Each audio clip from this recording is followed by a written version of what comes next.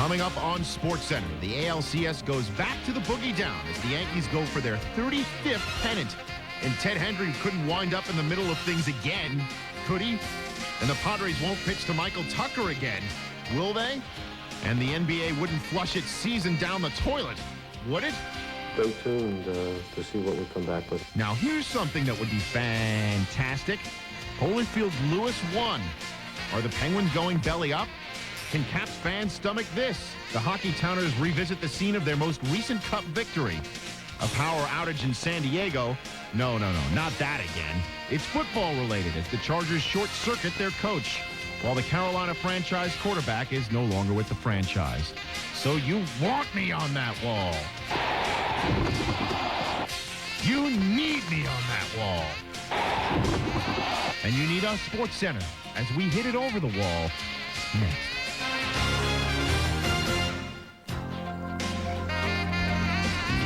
Hi again. Thanks for vibing with us here on SportsCenter. Alongside Rich Eisen, I am Stuart Scott. Coming up, the latest chapter in Penguins history may be an old one, number 11, and why the number 22 has special meaning for a certain Denver Bronco. But first, Stuart, Game 6. Since we're on that numbers things, Game 6 with 2 pitchers from Game 2. More numbers. Traded 4 times, a free agent signee twice, 35-year-old David Cone won't argue with his gun-for-hire reputation. He will argue with those who only remember him as the guy who threw his arm out, getting tagged by Cleveland in Game 1 of the '97 Division Series. I told Joe Torre I was ready. In reality, said Cone, I fooled myself. Redemption can come if he can close out Charles Nagy and the Tribe. Nagy, lesser known, but 73 wins since 1994, ironically, same as Cone. Charles Nagy, honest, same as Cone. Says, Charles, I'm nervous, I'm excited. Game 6, Cone, his second 20-win season of his career. First batter, Kenny Lofton with 5 straight All-Star games, but hitting only 130 in the ALCS. Nice bunt. Scott Brocious did not let it go foul and then threw it high. Lofton goes to second on the error. Next batter, Omar Vizquel. 5 straight Gold Gloves. He tries a 3-2 pitch on the bunt. Bunts foul, he's out. Vizquel still hitting 300 during the postseason. Next batter, Cone tells David Justice, you'll take that pitch and like it. Cone said before the game, this will be my defining moment as a Yankee. Lofton would steal third, and Cone doing his best. Louis Tiant to rock Manny Ramirez to sleep. Ramirez, a .343 hitter in the postseason. Chuck Knobloch back at Yankee Stadium for the first time since his Game 2 gap. Hey, Chuck, you forget about it. We still love you despite your 167 postseason batting average. And he grounds out to Vizquel. Still bottom 1, runners at the corners. Bernie Williams, handle your business, kid. Up the middle, Derek Jeter scores. Yanks have scored 20 runs in the first inning this series. They're up 1-zip. Top 2, Yanks up 2-zip. Cone tells Sandy Alomar, you ain't got to go home, but you got to get out of here. 8 Ks for Cone. Next batter, Enrique Wilson, pulls out his wood, but his wood's not big enough. Wilson just hitting 188 in the postseason to the warning track to end the rally. Bottom 2, Brocious, who said last year, this time I'm sitting here with the full stomach eating pizza. Deep fly out to Brian Giles, but the inning would be a rough one for Giles after that. Bottom 2, 1 on Knobloch, lines the pitch down the left field line. Giles bobbles it, trying to throw it. Then he slips. Joe Girardi scores. Giles, one of 3 Tribe errors on the night. Yanks up 3-zip. Top 3, 2 on, 2 out. Jim Thome chilling a little bit too hard. Thome 4th in the American League in strikeouts this year. Bottom 3, 1 on. Chili Davis grounds to second. Wilson's throw to second is wide. Vizquel pulled off the base. Williams called safe. Take another look. Might be a bad call. It looks like Vizquel actually stayed on the base as he made the nice scoop, but second base umpire Ted Hendry, same Ted Hendry from Game 2, called him safe, said Vizquel, in a game like this, you cannot make errors. Still bottom 3, 2 out. Brocious, I'm not a player, I just crush a lot. 3-run shot. Brocious, a Yankee best 9 RBI in the postseason. Yanks up 6-zip. Brocious said of Nagy, I am just aggressive with him. Again, Ted Hendry involved in another questionable call. Top 5, runners at the corners. Vizquel's line drive hits Hendry. Wilson appears to score, but Hendry sends him back to third. Another bad break for the Tribe. Next batter, David Cone walks David Justice, so Wilson does score. A force in from third, Yanks up 6-1. After a Ramirez strikeout, sacks Jack, Jim Thome. Oh, Papi, I did not know you could do it like that. Grand slam upper deck. Thome's 6th postseason homer this year. That ties the record. 4 homers in the ALCS is the record, the 8th slam in LCS history. Top 6, Ramiro Mendoza pitching. Alomar hits a ground ball to third. Brocious, slow your roll, Scott. He had the homer and the nice play at third. Bottom 6, Dave Burba in. Brocious grounds to short. Check out Omar Vizquel. Told you about those gold gloves. Flings it high. First error in 47 postseason games. Omar said, I'm still shocked at that error. Bottom 6, 2 on, 1 out. Hey, pitching to Derek Jeter inside and high, and he's still banging. Watch the ball. Watch Manny Ramirez. What is Manny doing? Take another look. Ramirez jumps up on the wall, but the ball's going to land at his feet. How does that happen? Said Vizquel, who was at shortstop, it's like a knife in the back. Your body just goes numb. That would knock Burba out of the game. One batter later, Bernie Williams. Oh, Bernie, just trying to be the 6th batting champion in the last 30 years to go to the World Series. 8 for 21 in the ALCS. Yanks up 9-5. Hey, you want to know why the Yankees can hit 218 in the ALCS and still go to the World Series? Scott Brocious defense. 2 outs, here's John Sterling. Rivera blowing on his hand. Now he's set at the belt. The 1-1 is dribbled on the ground back to Rivera. He fields, goes to first, in time. Ball game over. American League Championship Series over. Yankees win. Ah! Yankees win. Yankees win. And David Wells goes from Mr. Perfect in May to Mr. ALCS Series MVP in October, winning 2 of the 4 games against the Indians. It's the first time New York has won an AL title at home since Reggie Jackson, Thurman Munson, and Ron Guidry did it in 1978. Jim Thome had that grand slam, his 4 homers in the series, 6 homers in this postseason.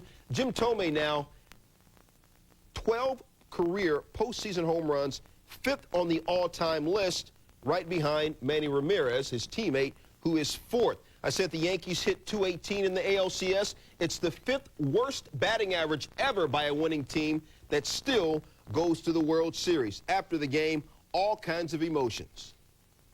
It didn't hurt it any worse going on. You know, I mean, as it goes on, I'm very thankful that we were given the opportunity to be able to be in postseason. We've done a good enough job the last 4 years to be here, and really 2 of the last 3 years, not counting this year, to be in a World Series. So the disappointment is tempered by the fact that we've done a good job to get where we are and where we hope to be.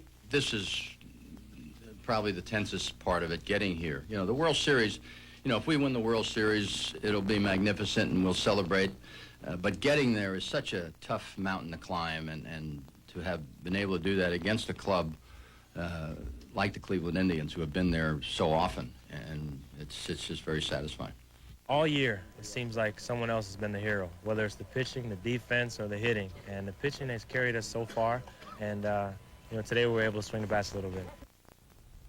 Before we talk about the Yankees, which we will, got to go back to Jim Thome. I said he was 5th all-time with 12 career postseason homers.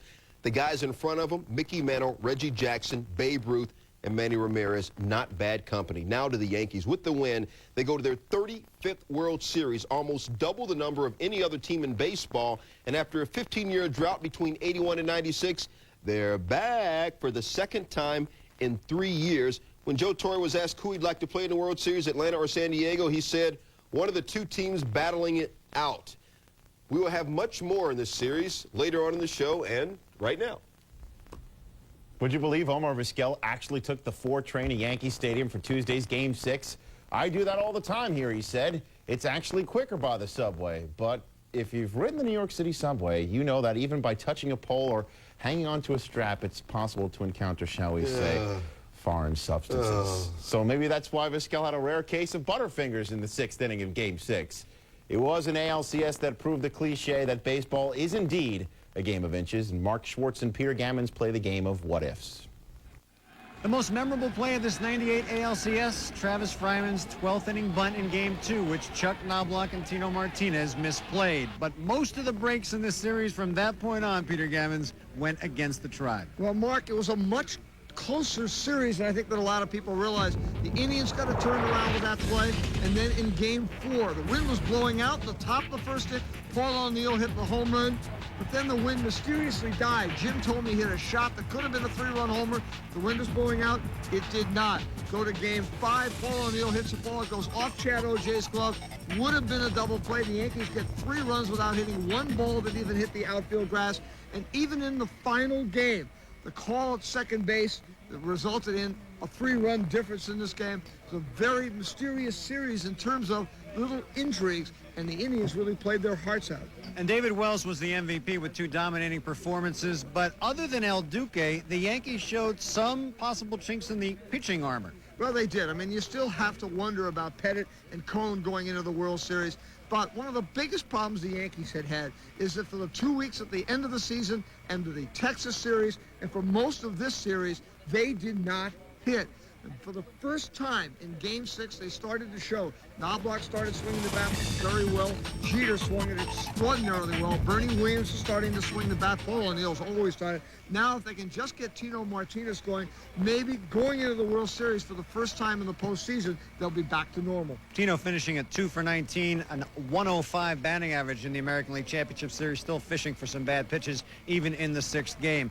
What about the Braves and the Padres? How does this New York team stack up against those 2 opponents? Well, I think it's very important. They have to hit against those 2 starting pitching staffs. These will be the best starting pitching staffs, whichever one they face, that they'll have seen all year. And some power pitchers, and the Yankees have had trouble against power pitchers this season. One of the remarkable stats from this series in defeat, Jim Thome, an .826 slugging percentage and an ALCS record, 4 home runs. For Peter Gammons, I'm Mark Schwartz. Now back to the studio. Thank you, gentlemen. Against the Indians, the Yankees put their best foot forward. They scored in the first inning in 5 of the 6 games, outscoring Cleveland 12-0 in the first frame this ALCS. In all the other innings combined, Cleveland held a 20-15 edge. In the 98 postseason, the Tribe was outscored 17-3 in the first inning. We'll, of course, have more on the Yankees' Game 6 clincher later in the show.